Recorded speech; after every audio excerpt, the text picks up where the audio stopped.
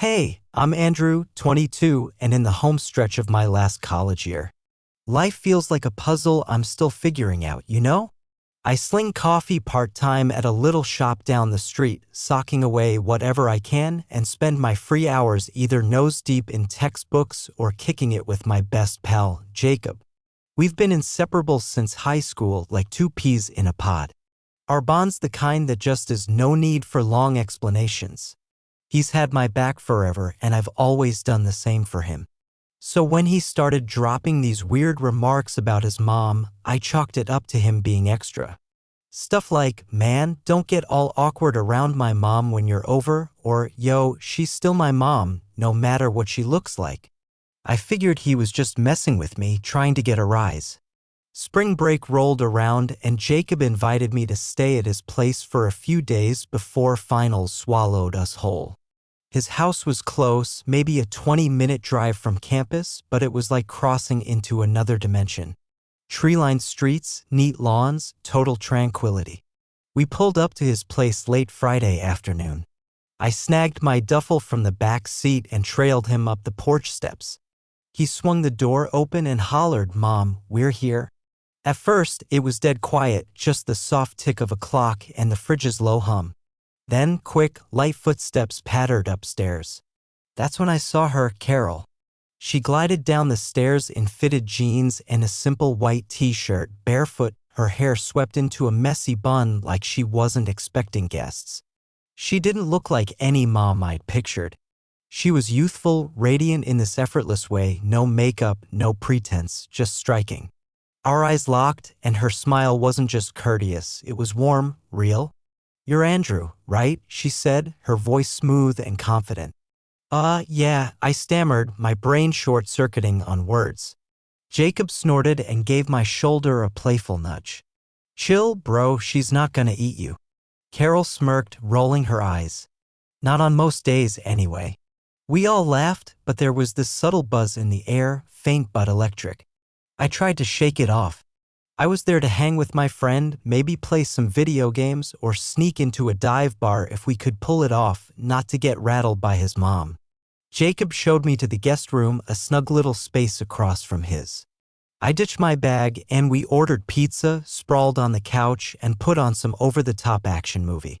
Carol lingered in the kitchen, fussing with dishes, but I caught her stealing glances our way. Every time our eyes met, she'd look away, just a beat too late to go unnoticed. Later that evening, Jacob's phone buzzed with a call from a buddy about a pickup basketball game at the rec center. He asked if I was in, but I was beat from the week. "You sure, man?" he pressed. "Might be a good time." "Nah, go for it. I'm just gonna crash." He shrugged, tossed me the remote, and bounced. The second the door clicked shut, the house felt eerily still. I lounged on the couch, half watching the TV, half scrolling on my phone. Every so often, I swore I heard soft movements from the kitchen. Around midnight, I wandered in for a glass of water. I froze in the doorway. There was Carol, leaning against the counter in a loose robe tied just enough to be proper, but relaxed in a way that felt unplanned. Moonlight poured through the window, bathing her in a gentle glow. She cradled a mug, totally at ease. When she spotted me, her eyes widened for a split second before softening into a smile. "Can't sleep?" she asked. I shook my head, my mouth suddenly parched. "Just needed some water." She pointed to a cabinet. "Glasses are up there, by the sink." I muttered a quick thanks and hurried over, hyper-aware of her gaze. My cheeks burned not from shame but from something weightier. As I filled my glass, she eased back against the counter, her robe slipping just enough to reveal a sliver of her thigh. "Jacob's always going on about you," she said casually. "Says you're like the brother he never had." I let out a shaky chuckle. "Yeah, we've been through some stuff together." "You're different from his other friends," she said. Her tone quieter now, almost personal. I glanced at her, unsure how to respond. Her eyes held steady, bold, like she was challenging me to say something. "I do my best," I mumbled, sounding like an idiot. She flashed that slow, warm smile again and set her mug down. For a moment, we stood there, caught in a silence that felt too thick, too loaded. "Well," she said at last, stepping away from the counter, her robe shifting with her. Sleep well, Andrew. Night, I managed, my voice barely cooperating. As she passed, her shoulder grazed mine, just enough to send a spark through me I wasn't prepared for. I stood there, dazed, for what felt like ages after she vanished down the hall, staring into nothing. Finally, I dragged myself back to the guest room and collapsed onto the bed, eyes glued to the ceiling, replaying every moment of that encounter. Deep down, I knew I was wading into dangerous waters. Jacob's warnings weren't just him goofing around, they carried real weight. But even as I told myself to be cautious, part of me knew it was too late. Something had sparked, and I had no clue how to douse it. The next morning, I woke up groggy, like my body rested but my brain was still running laps. Sunlight blasted through the blinds, impossible to ignore. From downstairs, I heard the faint clink of dishes, a cozy, domestic sound. For a second, I tried to convince myself the kitchen scene was just a weird dream, Carol's gaze, the vibe, the way it stuck with me. But it was real. I hauled myself out of bed, threw on a tee and jeans, and shuffled downstairs. The air smelled of fresh coffee and toasted bread. Carol was at the stove, flipping pancakes, humming softly like it was any old Saturday. She wore denim shorts and a light, sleeveless top, nothing showy, but her poise, her movements were impossible to ignore. My stomach knotted the moment I saw her. "Hey," she said, glancing back with a smile that felt a tad too comfortable, too knowing. "Morning," I grumbled, sliding onto a stool at the kitchen island, desperate to focus on anything but how striking she was. She plopped a plate of pancakes in front of me. "Dig in." I mumbled thanks and started eating, grateful for something to occupy my hands and eyes. We chatted about school, summer plans, my post-graduation dreams, surface-level stuff. But beneath it, there was this undercurrent, a silent pull neither of us acknowledged. Jacob finally stumbled downstairs, yawning and bleary-eyed, and joined us. His presence was like a bucket of ice water, snapping things back to normal. For a bit, it felt like old times. By afternoon, he was hyped about meeting friends for a basketball game. He invited me along, but I begged off, claiming I had a project to tackle. Truth was, I didn't trust myself around Carol, not after last night. Jacob just shrugged. "Your call. We'll be gone a while." When the door slammed behind him, the silence hit like a weight. I was on the couch, pretending to mess with my phone, when Carol appeared in the doorway, wiping her hands on a dish towel. She shot me an easy smile. "Well," she said lightly, "just you and me now." I swallowed hard. "Yup." She sauntered over and curled up in the armchair across from me, tucking her legs beneath her. "You know," she said, eyes locked on mine, "you don't have to be so jumpy." "I'm not gonna pounce." I gave an awkward laugh. "Not jumpy." She tilted her head, her smile calling my bluff. "You're a lousy liar." I didn't know what to say, so I stared at a random spot on the coffee table like it held the secrets of the universe. Then Carol leaned forward, elbows on her knees. "Can I ask you something?" I nodded, cautious. "Sure." "Do I come off as inappropriate?" The question landed like a sucker punch. I gaped at her, thrown. She let out a soft chuckle. "It's just, Jacob's buddies always act so odd around me. Makes me wonder if I'm doing something wrong or if it's them." I shook my head fast. "It's not you. You're really cool." She gave a small, almost wistful smile. "That's sweet of you, Andrew." We sat there, the air heavy between us. "Sometimes," she murmured, "I forget what it's like to just connect with someone, no strings attached." I had no clue where this was going, but my nerves were on high alert. She stood and drifted to the window, gazing out at the backyard. I thought that was the end of it, but then she said, barely audible, "Being alone, it's tough." I got to my feet, torn between offering comfort and keeping my distance. Before I could choose, she turned, her eyes meeting mine. That same spark, that same pull was there. "I get it," I said, voice low. She took a step closer, then another, until she was right there. "Do you?" she asked, her tone hushed. I nodded, throat tight. Without thinking, I reached out, tucking a stray hair behind her ear. Her eyes fluttered shut at the touch, like she'd been craving it. When they opened, the barriers were gone. I'm not sure who closed the gap first, her or me. It was a blur, but suddenly her lips were on mine, soft yet fierce, and I kissed her back like I'd been aching for this exact second my whole life. Her hands glided to my shoulders, then hooked around my neck, tugging me closer. I leaned into it, my arms circling her waist, her warmth pressed tight against me. It was wild, frantic, utterly careless, and I never wanted it to end. When we finally pulled apart, both gasping for air, she murmured, "We shouldn't." "I know," I said, and I meant it. But neither of us budged. Then a door slammed downstairs, loud enough to jolt us like we'd been caught red-handed. We sprang apart, my pulse hammering in my ears. Jacob's voice echoed up from below. "Mom? Andrew? You guys around?" Carol stepped back fast, smoothing her shirt like nothing had gone down. I swiped the back of my hand across my mouth, trying to calm my racing heart. In the living room, Carol called, her voice steady as anything. Jacob bounded up the stairs, all sweat and grins. "Man, you missed an epic game," he said, chucking his jacket onto the couch. I forced a chuckle. "Yeah, my bad. Next time for sure." He didn't seem to sense anything off, thank God. But as he headed to the kitchen for a drink, Carol's eyes flicked to mine across the room.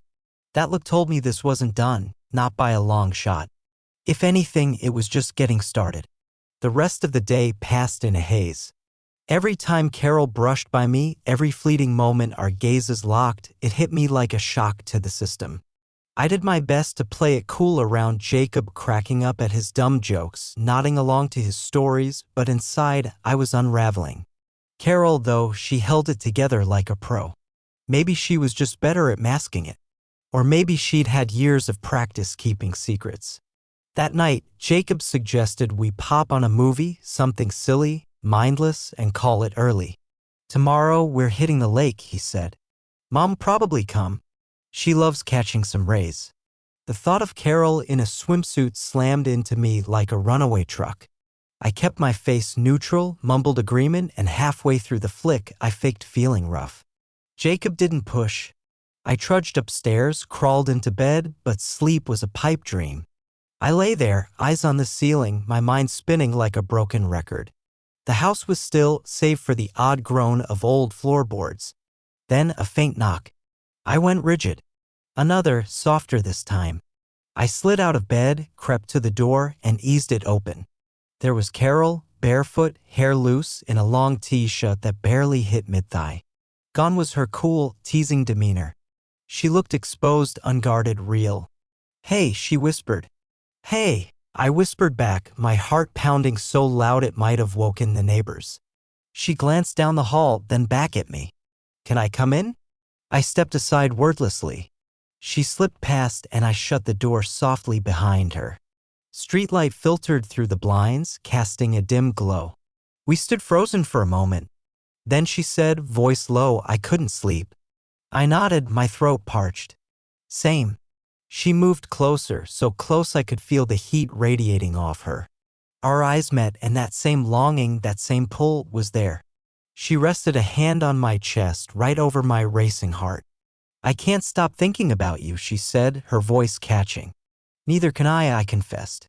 That was it. I drew her to me, our lips crashing together, fiercer this time, like we'd been holding our breath for years.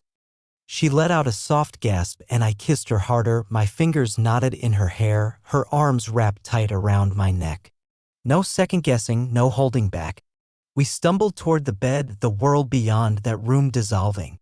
It was messy, untamed, visceral, not gentle or measured, but the kind of thing that happens when two people can't fight a blaze any longer.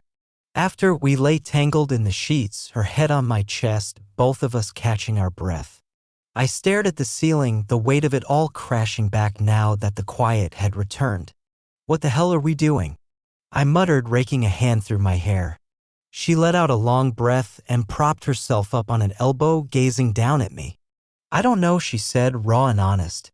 "All I know is I haven't felt this awake in forever." I really looked at her. She wasn't just stunning, she was lonely, worn out from acting like she didn't crave being seen, being wanted. And me? I was reckless enough to dive right in. "I don't want to screw him over," I said, guilt coiling tight in my gut. "Neither do I," she whispered. But haven't we already? I closed my eyes, her words landing like a kick to the ribs. She leaned down, pressing a soft, lingering kiss to my forehead. We'll sort it out, she said, but we both knew that was a lie. There was no clean exit here.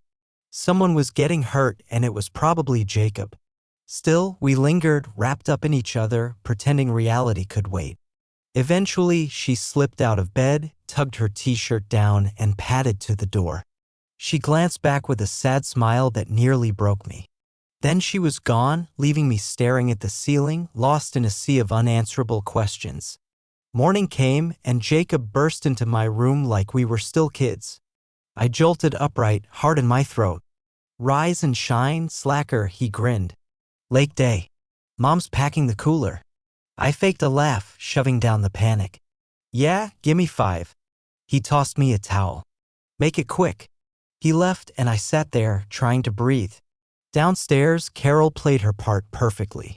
I dragged myself down in a daze. She was in the kitchen, rocking a light sundress, hair in a messy bun.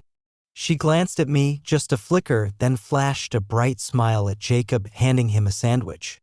Sunscreen, don't forget, she said, chipper as ever. No hint of last night. She was too damn good at this. We piled into Jacob's rickety truck and headed for the lake. The drive was all blaring music, terrible jokes, and the easy vibe we'd always had. But beneath it, I felt like a ticking time bomb. At the lake, Carol laid out a blanket while Jacob and I tossed a football. Every catch, I felt her watching. When Jacob tackled me into the water, she laughed, genuine, full laughter. For a moment, it almost felt normal. Almost. Later, when Jacob jogged to the truck for something, Carol wandered over. She handed me a water bottle, her fingers brushing mine a second too long. We've got to be cautious, she said under her breath. I know, I replied, voice low. She gave a faint, pained smile. You mean a lot to him. I know, I said, looking away. She knelt beside me, her voice barely audible. But you mean something to me too. Right then, I knew this wasn't a one-off slip-up. It was the beginning of something reckless, something neither of us could walk away from. It's crazy how quick you can live 2 lives. On the surface, I was still Andrew, Jacob's ride or die, the guy who'd show up to scarf junk food, play games, and crash on the couch. But underneath, there was this other me, one who thrived on stolen looks over dinner, whose heart raced when Carol's fingers grazed mine under the table, out of sight. After that lake trip, everything changed. It wasn't just about the physical stuff anymore. It was deeper, like an invisible thread yanking us together whenever we were close. Jacob didn't seem to clock it, or maybe he didn't want to. He kept rattling on about summer plans, road trips, graduation, treating me like a brother. Carol and I? We just kept up the act. It became a silent, thrilling game. When Jacob ducked out to the store, Carol's hand would brush mine as she passed. On the couch, our knees would barely touch, subtle, but enough to set my skin on fire. Sometimes, when Jacob was glued to his game, headset on, she'd slip behind him and flash me a quick, private smile. I started hanging out at their place more. My spot's too loud, I'd say. Too much chaos. Jacob never blinked. He liked me being there. And Carol, she started leaving her bedroom door cracked at night. One night, after Jacob conked out early, too much beer, too much pizza, I found myself outside her door. I should have turned around, gone to bed, locked the door. Instead, I tapped so softly it was barely a sound. The door opened without a creak. There she was in one of Jacob's old college sweatshirts and, as far as I could tell, nothing else. Her hair was a mess, her face bare, just her, raw and real. It hurt how real she looked. She didn't speak, just grabbed my shirt and pulled me in. This time was different, not rushed or wild. It was deliberate, every touch carrying weight. She kissed me like she was committing it to memory. Her hands traced my face, my shoulders, my chest, like she was mapping me out, and I was doing the same. Every quiet sound, every tremble, every whispered breath.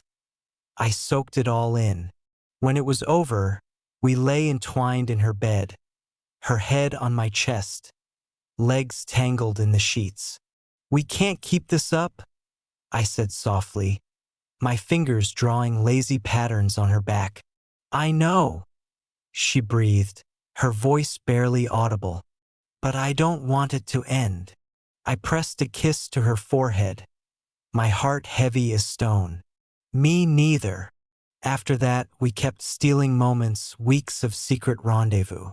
Whenever Jacob headed out to the gym, ran errands, or met up with friends, Carol and I gravitated toward each other. Sometimes it was a quick, stolen kiss in the hallway, gone in a flash. Other times, we'd lose entire afternoons tangled in her bed, windows flung open, as if the fresh air could sweep away our sins. I started craving those moments, her touch, her laughter, the way she murmured my name like a secret meant only for me. But it wasn't just the physical pull that kept me hooked. We talked, too, deep into the night when the house was silent. She bared her soul in ways I bet she hadn't in years. She spoke of the emptiness after her divorce, the grind of raising Jacob mostly solo, the exhaustion of acting like she didn't yearn to be seen, to be loved. And I opened up about things I'd never voiced, my aimlessness about what came after college, the fear of not knowing who I was meant to be, the pressure of expectations, the dread of failing, of winding up alone, of picking the wrong road. We didn't just want each other, we got each other, and that made it all so much riskier. This wasn't just desire anymore. It was morphing into something profound, something we couldn't label or rein in. Then one day, Jacob burst in, all fired up, announcing he was off to a friend's lake house for a guys-only weekend. He was stoked, laying out his plans while Carol and I sat at the kitchen table, nodding like everything was normal. The second he left that Friday afternoon, the pretense melted away. As soon as the door clicked shut, she was in my arms. We didn't even make it upstairs that first time, just collapsed onto the couch, wrapped up in each other, kissing and laughing like reckless kids with no one to answer to. That weekend felt like a fever dream. We whipped up breakfast at 2 a.m., danced barefoot in the kitchen, made love in every corner of the house. It was untamed, almost unreal, like the outside world had vanished. Sunday night, lying in her bed, bodies spent and hearts brimming, she whispered, "I wish it could stay like this forever." I didn't reply because we both knew it was impossible. Jacob was coming back. Reality was closing in. No matter how flawless it felt to play pretend, we couldn't outrun the truth. By Monday morning, I was at the kitchen table, nursing a coffee, watching Carol move about like it was any other day. But when our eyes met, just for a moment, I saw it, the heaviness, the sorrow, the fear. We were living on borrowed time, and we both felt the clock ticking. Jacob strolled in that afternoon, hauling a duffel bag and smelling like beer, sunscreen, and poor decisions. He was all smiles, yammering about bonfires, girls, and goofy lake house antics. I perched stiffly on the couch, faking chuckles at some story about his buddy taking a drunken dive off a dock. Carol stayed in the kitchen, scrubbing the counter like it was her job. But now and then our gazes would catch, then dart away just as quick. The house felt altered, oppressive, like the walls held our secrets, like every shadow murmured what we were desperate to conceal. Jacob didn't pick up on it, not at first. But the next few days were torture. I tried to act like nothing had changed, to chill with Jacob like always, but it felt empty, forced. Carol pulled back, too, not distant, just careful. We both sensed it. What we'd done couldn't stay hidden forever. It was like she knew, the more we stretched this fragile thread, the harder it'd break when it snapped. And snap it did. On a random Wednesday afternoon, it all fell apart. It's weird how it's always something tiny that sets it off.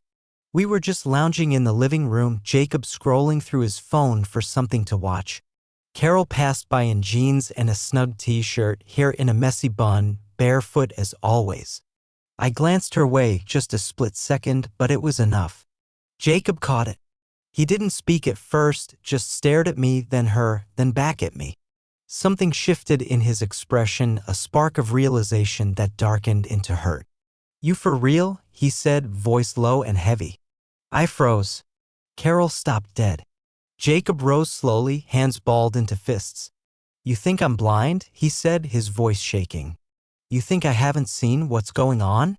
Carol tried to intervene. "Jacob, hold on," but he shot her a look that twisted my stomach. "Don't," he barked. Then he turned on me. "You, my best friend." He let out a harsh, hollow laugh. "My best friend, and you're what? Sleeping with my mom?" There was no use denying it, no scrambling for excuses. I opened my mouth, but nothing came out. Carol stepped toward him.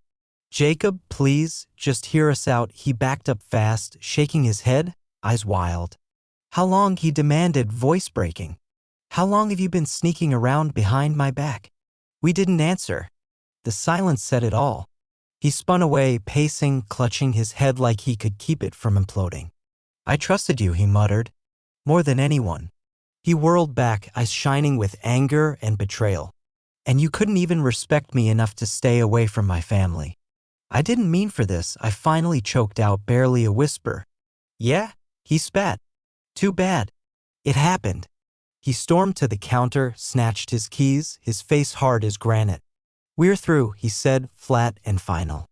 Then he looked at Carol and his words hit like a sledgehammer. "And you? You're not my mom anymore. You're just some woman who couldn't keep her hands off." Carol recoiled like she'd been struck, her face crumbling before my eyes. Jacob didn't linger. He marched out, slamming the door so hard the walls shook. The silence that followed was suffocating. I stood there, hollowed out like my insides had collapsed.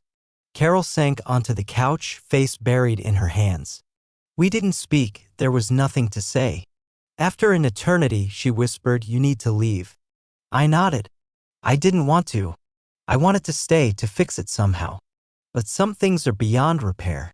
I packed in silence, my hands trembling. When I turned, she was in the doorway, arms crossed like she was holding herself together. Tears stained her face. "I'm sorry," I said, and I meant every word.